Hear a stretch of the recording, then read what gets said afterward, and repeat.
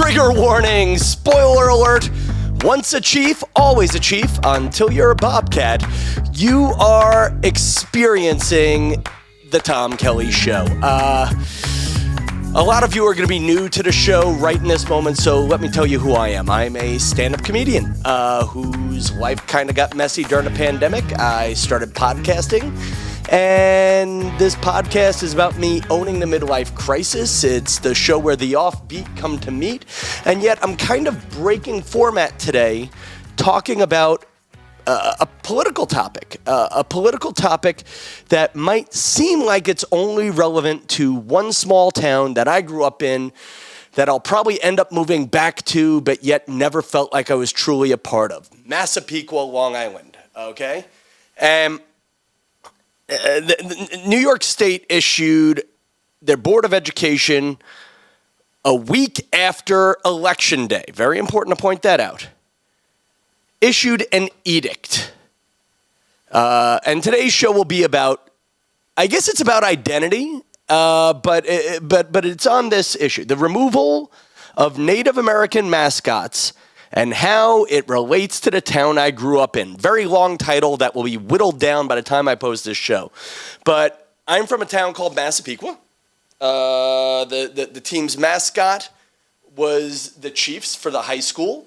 I am wearing a sweatshirt in my 95-degree apartment to show my tepid solidarity on the issue, or my not-so-solid solidarity on the issue. But the big thing is, New York State made this big announcement saying school districts can no longer use Native American-themed mascots.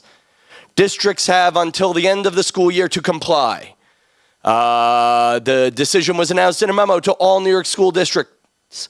Arguments that community members support the use of such imagery or that it is respectful to Native Americans are no longer tenable, read the memo, saying that school districts that currently use Native American names, logos, or imagery without current approval from a recognized tribe must immediately come into compliance. There are over 60 schools in New York that have Native American-themed mascots, and they will have to change them by the end of the year. And if they fail to change, the memo says that the school will face penalties, including the withholding of state funding and the removal of school officers. God, weren't they just saying that a year ago with the whole mask thing? I mean, seriously, we just ended the civil war over masks. Why are we doing this now? And it's just funny that the governor's Board of Education announced this a week after narrowly winning the election against an upstart, crazy-ass Republican upstart challenger. And this is my problem with the world right now, is that I am a registered Democrat. Okay, I am. And I voted for Biden very proudly in 2020. Might vote for him again in 2024, but the world around him, the world around us is going crazy. The left in New York has gone so far to the left that I actually voted for an election-denying Republican as my candidate for governor. And you sort of wonder, why are these state officials suddenly saying, oh, all these schools have to change their logos now? Is it because they suddenly recognize that America needs to recognize and respect local Native American culture? Or is it a distraction? Are we covering up for the fact that scores on state tests are down? Are we covering up for the fact that after years of Zoom learning and educating with masks, kids today are a little bit dumber than they were a few years ago? Is this a distraction from the fact that New York isn't educating children as well as it used to?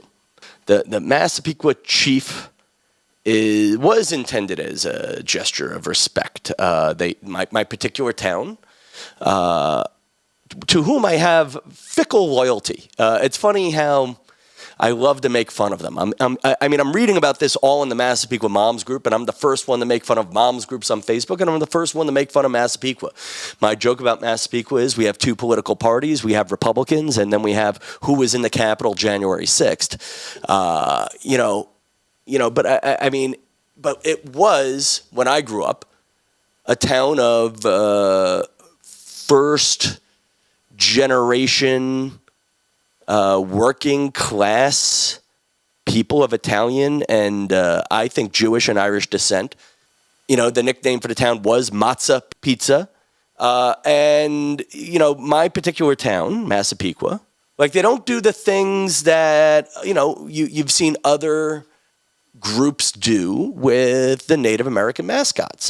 This is not the Cleveland Indians with the cartoonish heads. This is not the Redskins with the racist name. This is not the Atlanta Braves with the chant and the chop. Massapequa is a Native American name. It's a town where we presume the Massapequa Indians lived.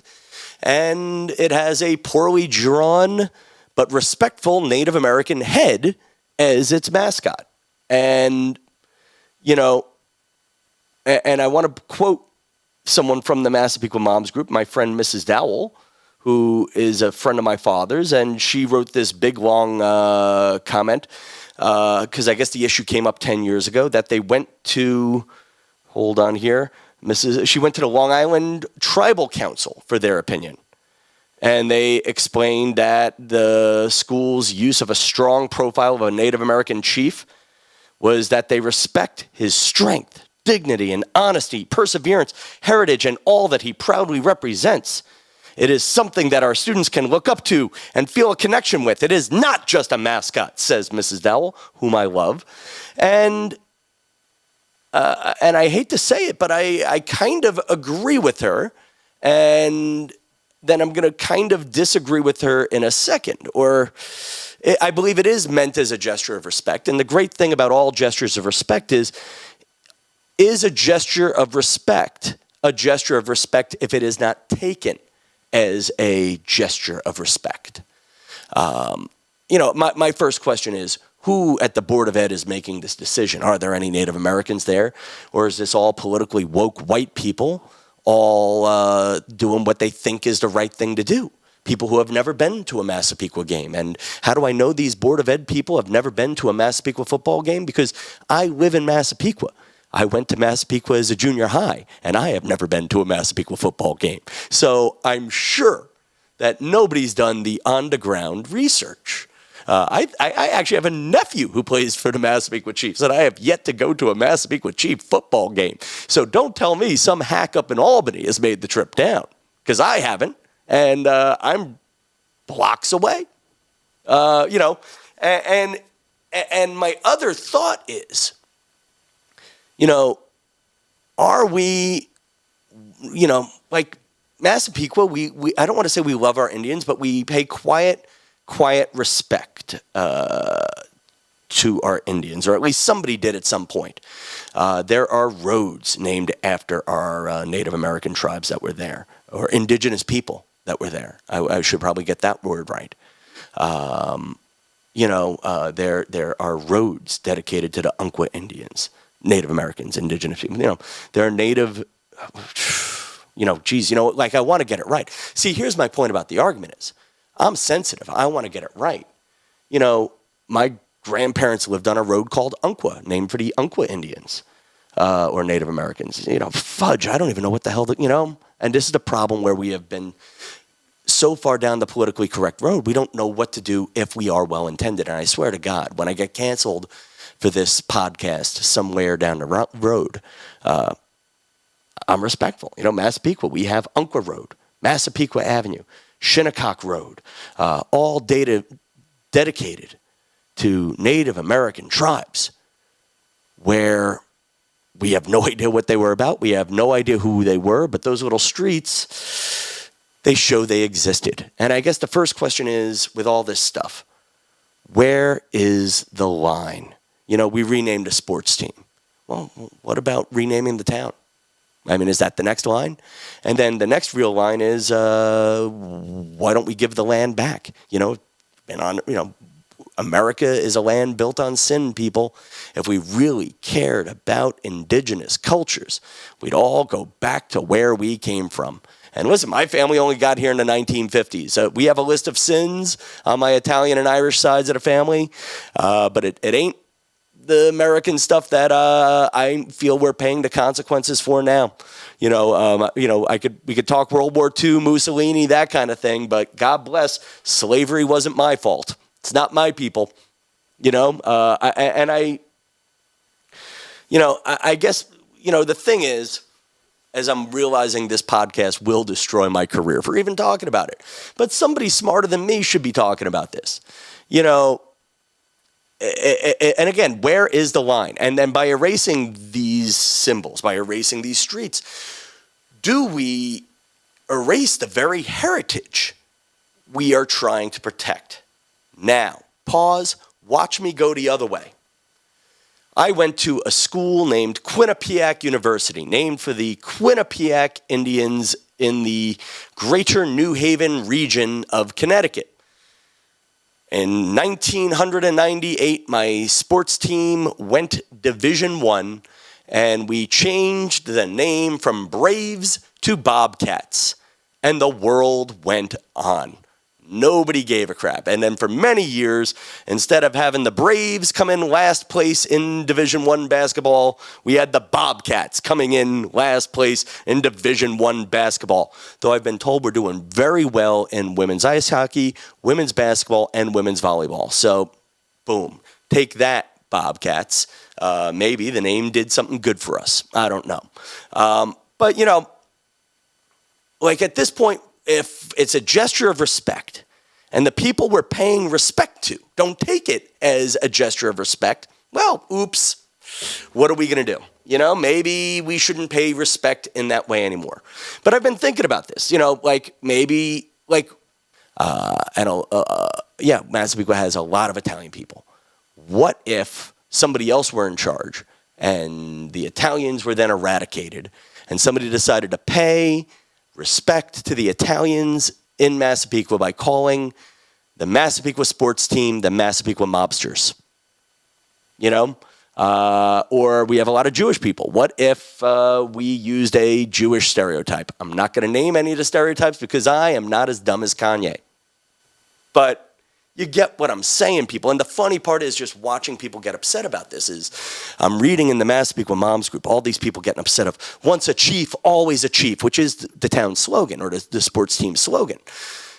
Once a chief, always a chief. All of these people writing it, half of them can't spell chief. It's I before E except after C. They were writing out Massapequa Chefs, which, by the way, was the name of a restaurant that I wanted to open when I was in the 6th grade. The Massapequa Chefs. And was I really that clever, a restaurateur in the 5th grade, or did I also have trouble with I before E except after C? Yes, I did. I didn't know how to spell the word friend either until my cousin Jennifer taught me that in the word friend, end goes at the end. So, silly things you remember. I don't know. Or here's, there's another way to look at it. What if we threatened to change the name from Massapequa Chiefs to Massapequa Columbuses? How about that? We start a fight over it. Or, I don't know. I get the idea of it, man. It's funny you see it. I did not play for the team. In fact, I went to a private school with all the other troubled rich white kids.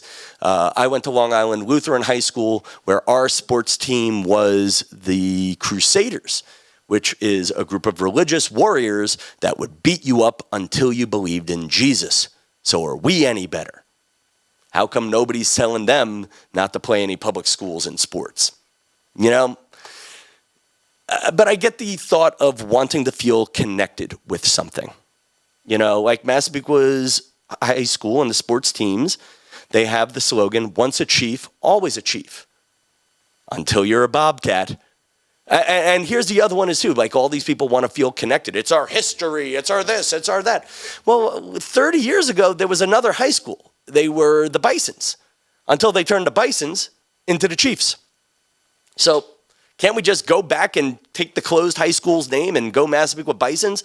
And were there really Bisons in Massapequa? I'd like to see some pictures of that, So that's about all I have to say today. Short podcast today because I guess I picked a weird topic and wanted to focus on it. If you're new to the show, I do podcasts on Mondays and Wednesdays on Spotify and iTunes or Apple Podcasts, and I do it also here on YouTube. I'd love to know what you think. Comment below. And that's about it, folks. Until next time, once a chief, always a chief, until you're a bobcat. Good night, Massapequa.